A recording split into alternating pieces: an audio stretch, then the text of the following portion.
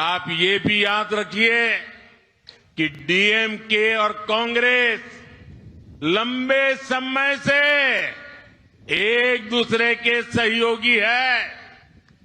2004 से 2014 तक डीएमके के लोग कांग्रेस की यूपीए सरकार के बड़े मंत्रालयों में बड़े बड़े मंत्री बनकर के बैठे थे, लेकिन इसके बाद भी इन लोगों ने तमिलनाडु के लोगों के विकास को प्राथमिकता कभी भी नहीं दी।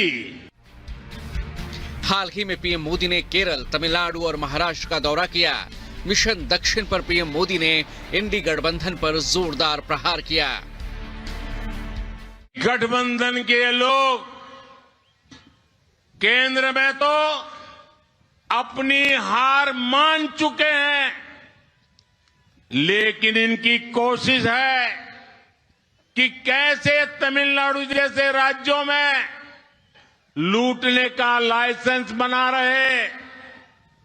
लेकिन 2024 में जनता ने मन बना लिया है कि इनकी लूट की हर दुकान पर ताला डालना है।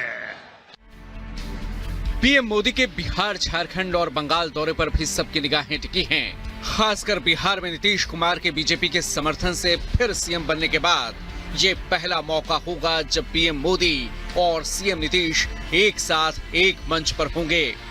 बिहार में सत्ता परिवर्तन के पहले से पीएम मोदी के इस दौरे को लेकर जोर शोर से तैयारियां की जा रही थीं। वहीं पश्चिम बंगाल में चुनाव के ऐलान से पहले पीएम का यह दौरा चुनावी कैंपेन की दिशा तय करेगा।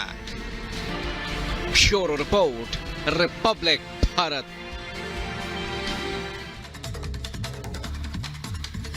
बीजेपी में लोकसभा चुनाव को लेकर मंथन लगातार जारी है। बैठकों का दौर चल रहा है और इसी बीच असम में सीटों को लेकर समझौता हो चुका है। पूरी खबर आप देखिए 1 मिनट की रिपोर्ट में। लोकसभा चुनाव को लेकर बीजेपी का मंथन जारी है। पार्टी अपनी पूरी ताकत से आगामी चुनाव की तैयारियों में जुटी हुई है। इस बीच असम में सीट बंटवारे को लेकर बीजेपी और उनके सहयोगी दलों के बीच समझौता हो गया। इसकी जानकारी खुद असम के मुख्यमंत्री हिमंता बिस्वा शर्मा ने दी। समझौते के मुताबिक बीजेपी असम में 11 सीटों पर चुनाव लड़ेगी, जबकि उसकी सहयोगी असम गण परिषद 2 और United People's Party Liberal 1 seat पर चुनाव लड़ेगी।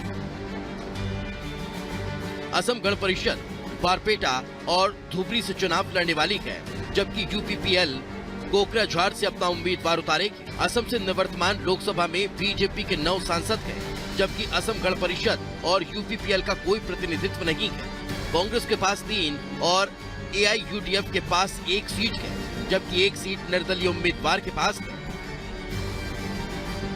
Bureau report, Republic Bharat.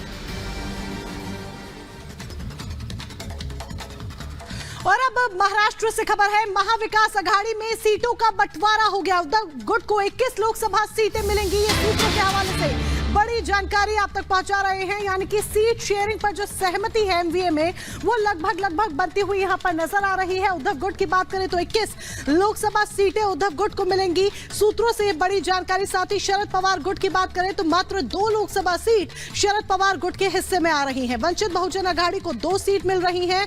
शेतकरी संगठन को 1 सीट हिस्से में आती हुई नजर आ रही है। सूत्रों के हवाले से बड़ी जानकारी हम आप तक यहां पर पहुंचा रहे हैं। यानी कि सीट शेयरिंग को लेकर एमवीए में, महाविकास अघाड़ी में जो बात है वो लगभग बनती हुई नजर आ रही है। सूत्रों के हवाले से ये बड़ी जानकारी, क्योंकि लोकसभा चुनाव नजदीक है और ऐसे में सभी पार्टियां जद्दोजहद में जुटी हुई हैं। चुनाव में अपने नंबर्स आगे लाने के लिए लगातार जो पीछे की तैयारी है, यानी कि बैक की तैयारी है, वो पूरी करती नजर आ रही है।